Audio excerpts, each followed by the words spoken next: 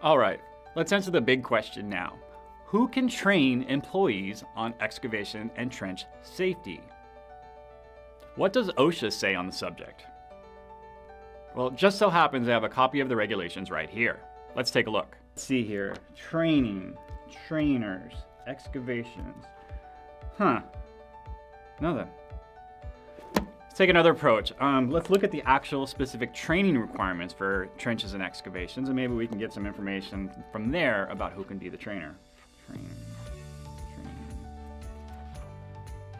Nope, nothing, nada. OSHA has nothing to say on trainers in their regulations. Well, no training requirements listed. Well, sorry about that, folks. I guess I give you your money back and it's been fun. Well, actually, it is a bit more complicated than that.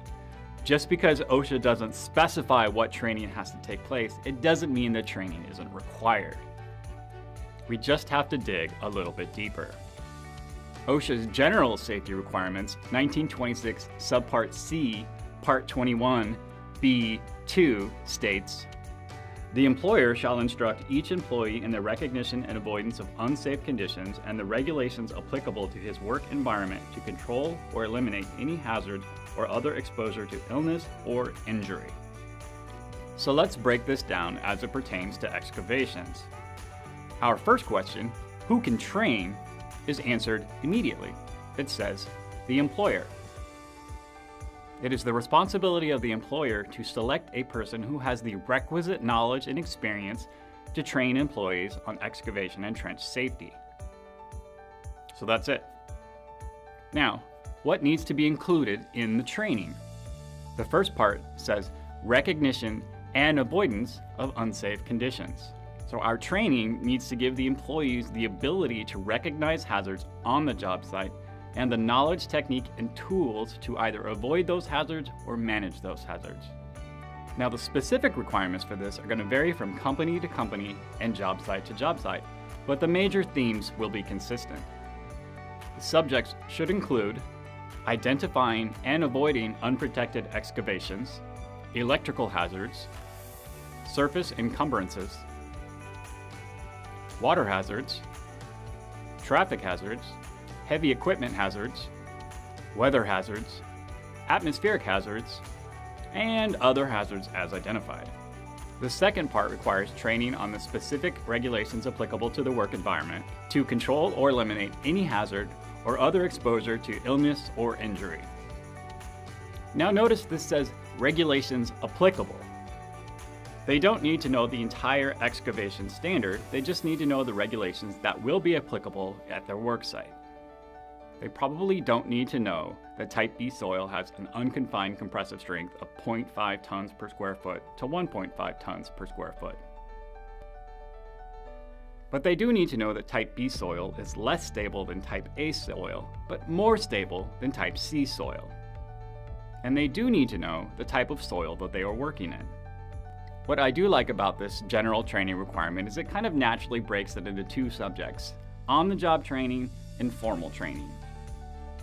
The recognition and avoidance part of the training is great for on-the-job walk-around training. And the regulations section is great for classroom formal training. So now we know what OSHA says about both trainers and training requirements for excavations. Let's roll that up into a program that we can use. When you designate trainers for any subject, I highly recommend that you do it in writing. Now, this is not required, but it is very difficult to prove to OSHA that you did your due diligence when selecting a trainer if you have no documentation. The trainer designation form is attached below. I highly recommend that you download it, look at it, and use it. Now, are all trainers required to take a Train the Trainer course? No, they're not.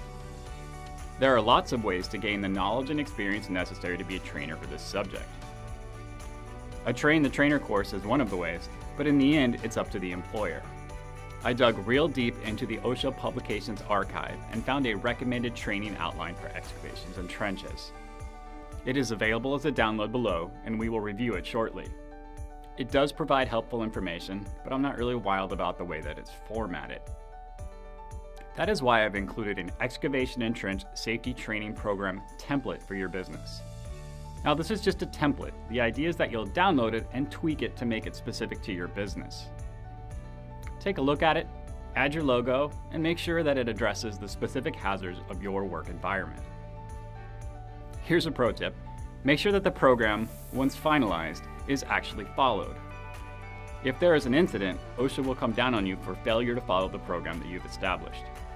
Both the training outline and the written program training template are included as readings in the next section. Take a look at them and hit me up in the discussion area if you have any comments or questions. Once we are done with that, we will move on to training materials.